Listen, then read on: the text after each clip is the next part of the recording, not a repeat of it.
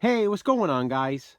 The Horror Man back with my updated and extremely in-depth ranking of the Halloween franchise.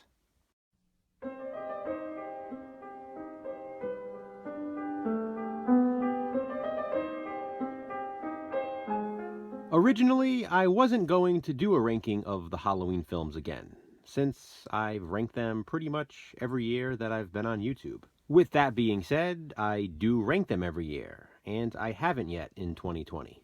With it being the week of Halloween, I figured, why not?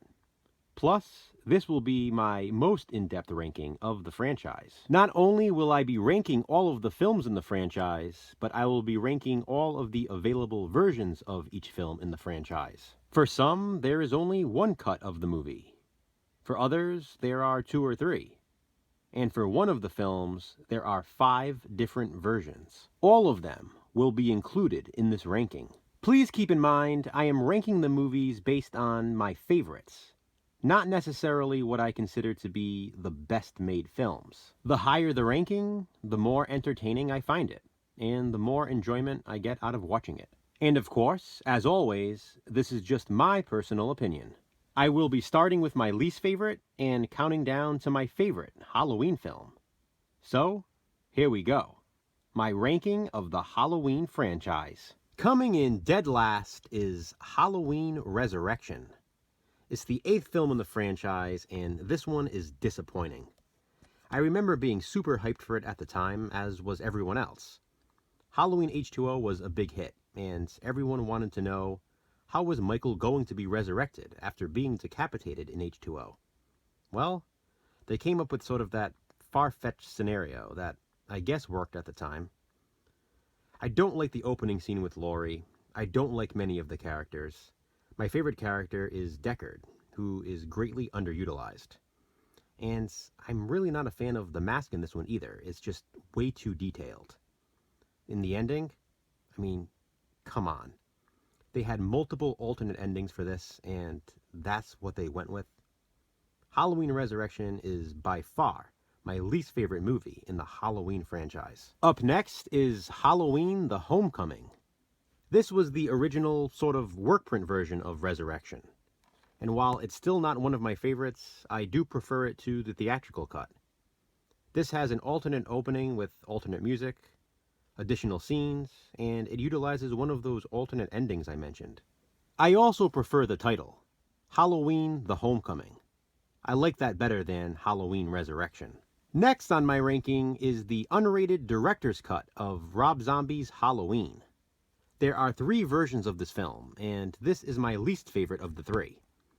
The director's cut has that alternate escape for Michael Myers, which I think was a bit over the top, and I prefer the theatrical escape. Because of that, I'm ranking this one here. That director's cut escape is also present on the work print version of Rob Zombie's Halloween, seen here. This is a different cut of the film though, and it really focuses on the Loomis character. So much in fact that the ending in this version puts him front and center, and I actually really like it. But my favorite version of Rob Zombie's Halloween is the theatrical cut. This one has the alternate escape, only featured in this version of the film. And for that reason, it's my favorite of the 3 cuts. Next up is the theatrical edition of Rob Zombie's Halloween 2.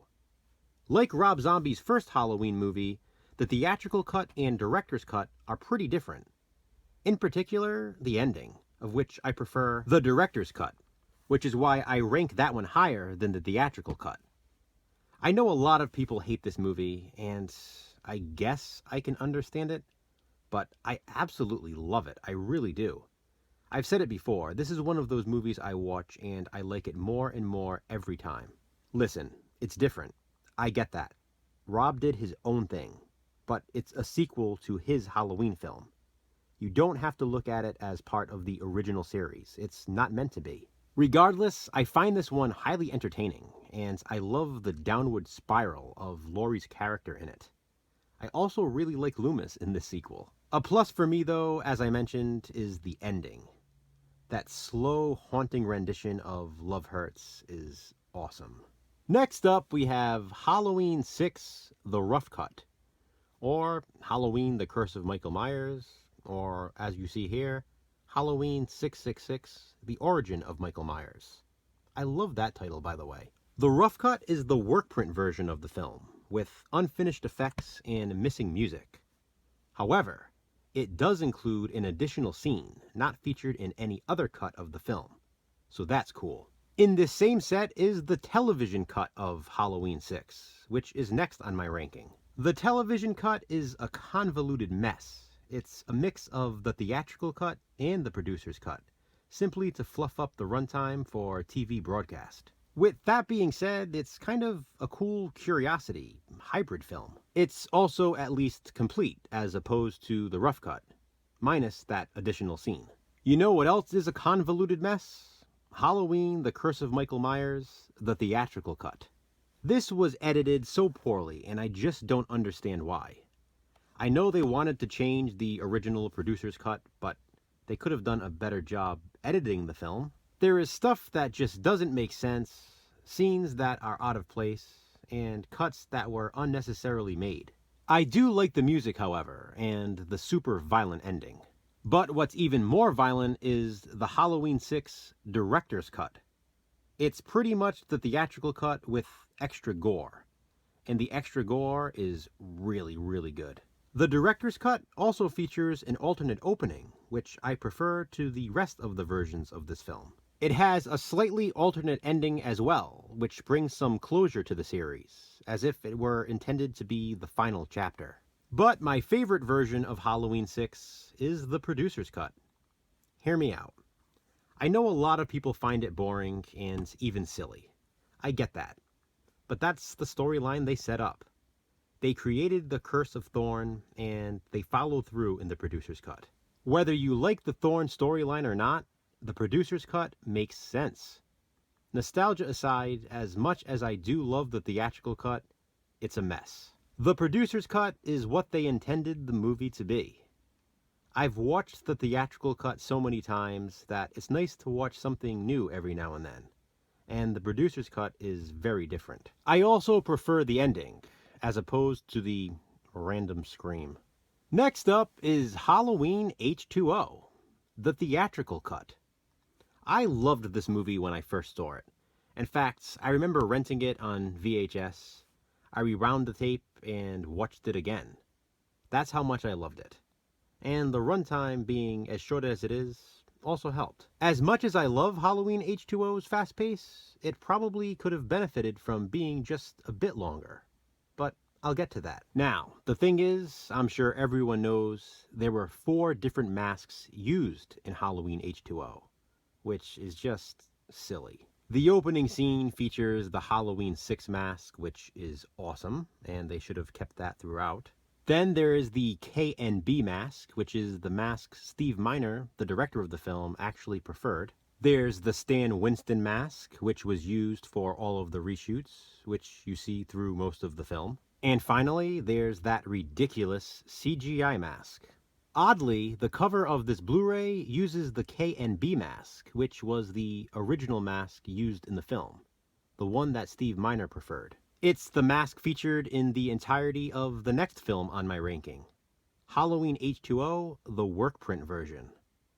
This is pretty much the theatrical version with the K&B mask instead of the Stan Winston mask. Don't ask me why, but after watching this version of the film, I do sort of like it. It's different, don't get me wrong, but maybe that's why it's fun to see. This version also has a different score, alternate opening credits, and some alternate scenes. The second disc in here also includes the TV cut of Halloween H2O. I'll just show this DVD to represent that version of the film. That was recorded off of FX, which included some additional scenes, not in any other version of the film. It's actually my favorite cut of Halloween H2O. Because, as I said, as much as I enjoy the fast pace, it actually benefits from the additional scenes, making it just a bit longer and fleshing it out more. One scene in particular I enjoy is Laurie and Will carving a jack-o'-lantern, which, again, is only available in this cut of the film. Next up is Halloween 3, Season of the Witch. Yes, I know, there is no, well, very little Michael Myers in this film, because as we all know, he is on TV. Guys, I love this movie. I truly, truly do. It has a fantastic Halloween atmosphere. I love the storyline, as ridiculous as it is. It has Tom Atkins, awesome kills, really cool masks. It's great. This one always gets me in the Halloween spirit. I honestly don't even care that it's called Halloween 3. It's awesome. Here's a bit of a curveball. Next up is the extended edition of Halloween, also known as the TV version. Now, that doesn't mean that the original Halloween is next on my ranking, because it's not. But I did have to rank the TV cut here. As much as it was cool to see the additional scenes, they sort of changed the film. But I'll get to that when I talk about the original cut. Next is Halloween 2018. Definitely one of the best slasher films from the last decade.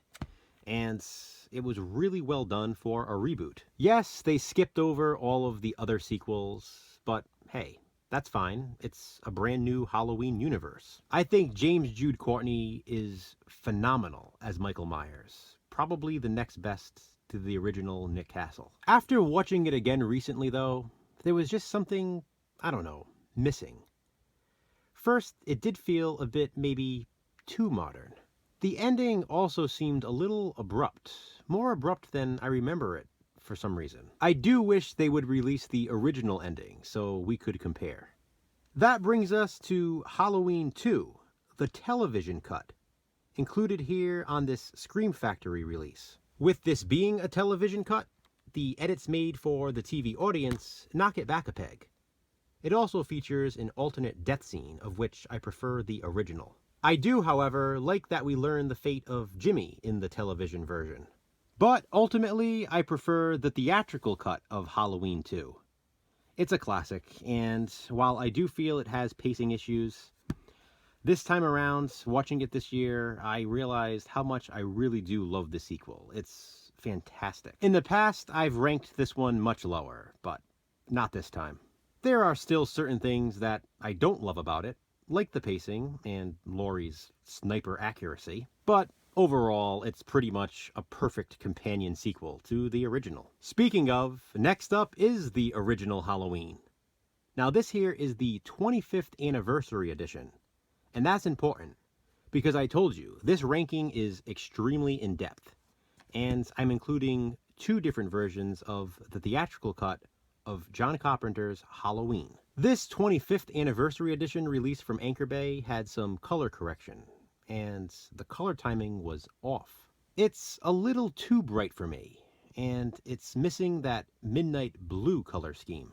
This release, however, maintains that original color scheme, which is why I slightly prefer it. Now, why didn't I rank the theatrical cut right next to the extended edition?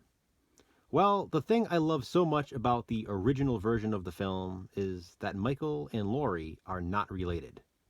Michael is just an escaped psychopath with no vendetta whatsoever. He just wants to kill. He has no motive, and that to me makes it so much scarier. In the past, I've always ranked John Carpenter's Halloween number 1, and it's clearly the best made film of the bunch. But you know what?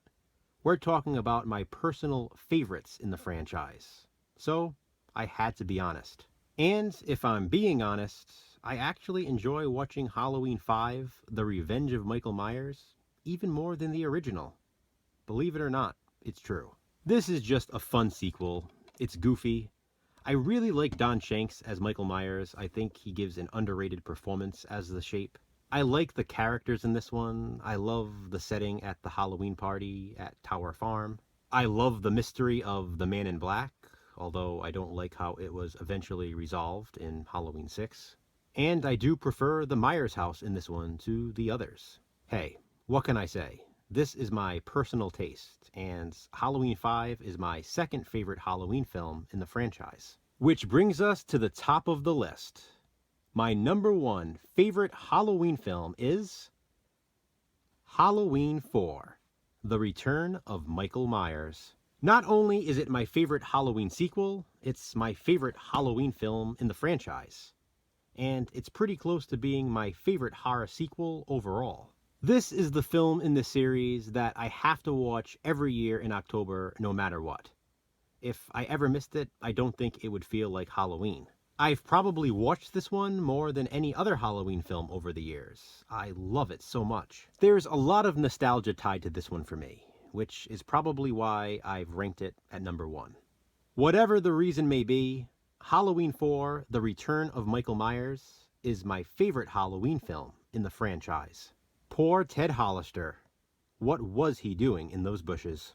So there you have it, guys, my updated and extremely in-depth ranking of the Halloween franchise. I will almost definitely be doing this again next year after the release of Halloween Kills. But for now, what do you think of my ranking as it is? Comment below and let me know. Thanks for watching, guys. Be kind, subscribe.